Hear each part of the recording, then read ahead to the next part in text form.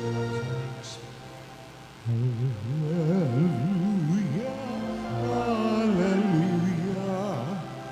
Wikain mo po, nakikinig ako sa iyong mga salita. Hallelujah, hallelujah, hallelujah.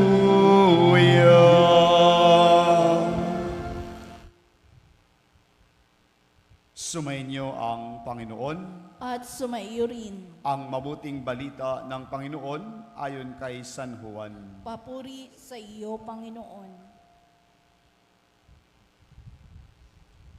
Noong panong iyon, sinabi ni Jesus kay Nicodemo, ang mula sa itaas ay dakila sa lahat. Ang mula sa lupa ay tagalupa at nagsasalita tungkol sa mga bagay sa lupa. Ang mula sa langit ay dakila sa lahat. Pinatutuhanan niya ang kanyang nakita at narinig, ngunit walang maniwala sa kanyang patotoo.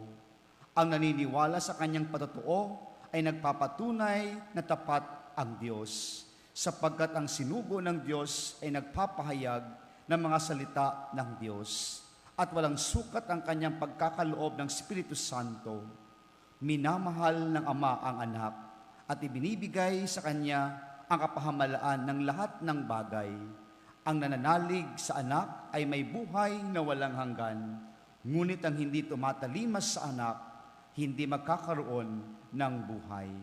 Mananatili sa kanya ang puot ng Diyos. Mga kapatid, ang mabuting balita ng Panginoon. Pinupuri ka namin, Panginoong Jesucristo. Magsiupo po ang lahat at makinig sa humilya. Isang magandang umaga po sa ating lahat. Tayo pong lahat nagpapasalamat at nagpupuri sa ating Panginoon sa panibagong buwan na ibinigay sa atin. Panimula ng bagong buwan na ipinagkakatiwala sa atin. Sa atin po, napakabilis ng panahon at tunay na binibigyan tayo ng biyaya ng Diyos upang damhin ang mga araw-araw na ibinibigay sa atin. At ngayon po ay kapistahan ni San Jose Manggagawa. Dalawa po ang kapistahan ni San Jose bilang asawa o esposo ni Maria at Manggagawa. Ngayon po, binibigyan po natin ng parangal ang ulirang paggawa ni San Jose dahil sa kanyang pagtugon sa panawagan ng ating Panginoon na kalingay ng kanyang pamilya, ang banal na pamilya, sa mabuting paggawa at pamumuhay araw-araw. Mga minamahal na kapatid, tayo din po gumagawa, tayo din po kumikilos. Nawa ang ating pagkilos, ang ating paggawa, ito ay ayon sa nais ng Diyos para sa atin.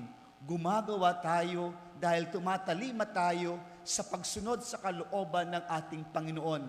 Ginagamit natin ang ating mga talino, ang ating lakas, ang ating buong katauhan sa pagtalima, sa pagsunod sa kalooban ng Diyos. At ito ay may pagpapahalaga at binibigyan natin ng kahulugan ang ating buhay patungo sa Kanya. Kaya mga minamahal na kapatid, ito ang paalala sa atin ng ating pagdiriwang ngayon. San Jose Manggagawa, ang paggawa at pagkilos, ito'y naway patungo sa ating pupuntahan na tahanan, ang langit. Kaya nga po sa bawat kilos at lakas na ating ibinibigay araw-araw, ito'y magbunga sa atin ng kabanalan. Oo, kailangan po natin ng salapi, kailangan natin ng mga material na bagay upang tayo magpatuloy. Ngunit ang pinakasanhi ang ating layunin sa pagkilos natin, makita pa rin natin at makita sa atin ang tunay na katangian ng kabutihan at kabanalan sa paggawa. Huwag po natin sayangin. Kaya po ang pagiging o paggawa natin kahit sa tahanan, sa opisina o sa ano paman, ito'y dapat nagtataglay ng kabanalan. Iyan ay biyaya sa atin. Minsan po nasasabi ko kahit sa bahay, mayroong kabanalan. Sa paggagawa natin ng gawaing bahay, mayroong kabanalan.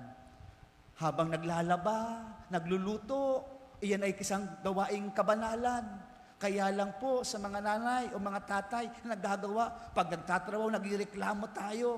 Kung naglalaba tayo, o kayo naman, bihis ng bihis. Sayang yung kilos. sa iyong ginugugol na lakas. Yun ay pagkakataon para maging banal at maging mabuting tao dahil ikaw ay naglilingkod sa iyong mga minamahal. Hindi pagiging pagsusumbat na mga ginagawa mo sa bahay. Oo, tungkulin pero nagbubunga ng kabanalan.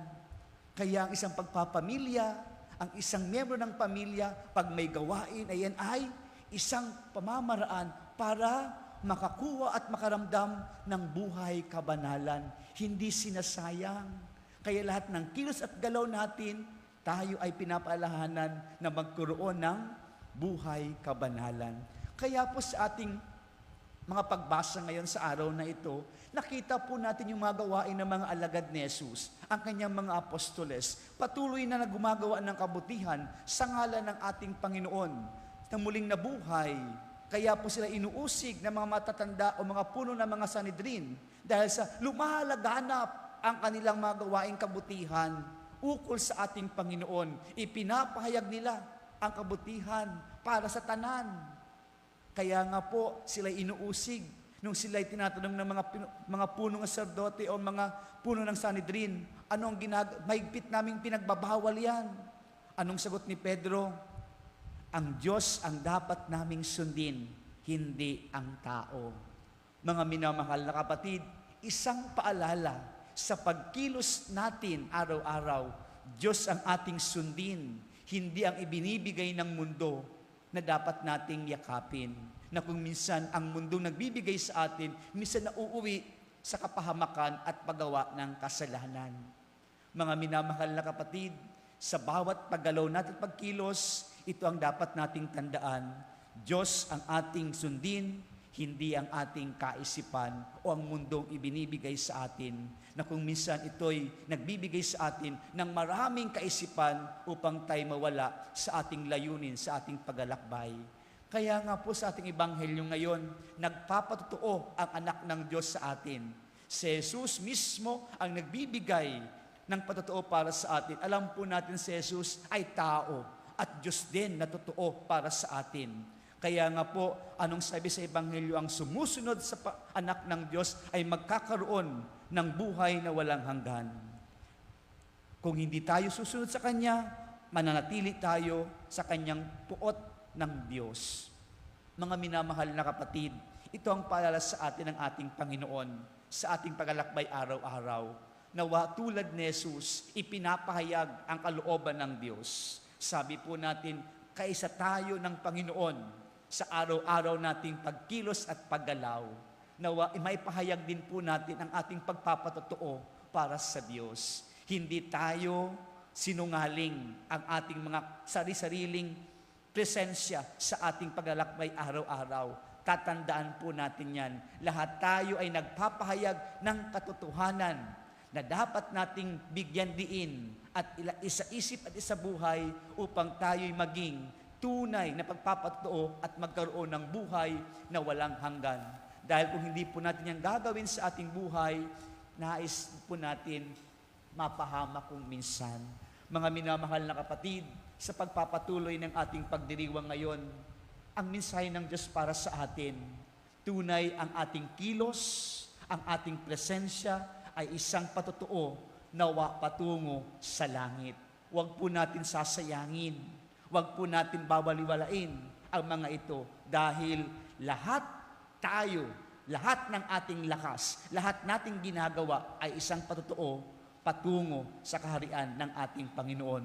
Kung iisipin lang po natin ang paalala at sinagot ni San Pedro sa mga umuusig sa kanila, ang Diyos ang dapat sundin, hindi ang tao. Mga minamahal na kapatid, ito ang ating panalangin at ating pagsusumikapan na hindi tayo mawala sa ating kaisipan. Ang Diyos lamang ang ating susundin sa ating araw-araw na bigay na buhay ng Panginoon. Amen.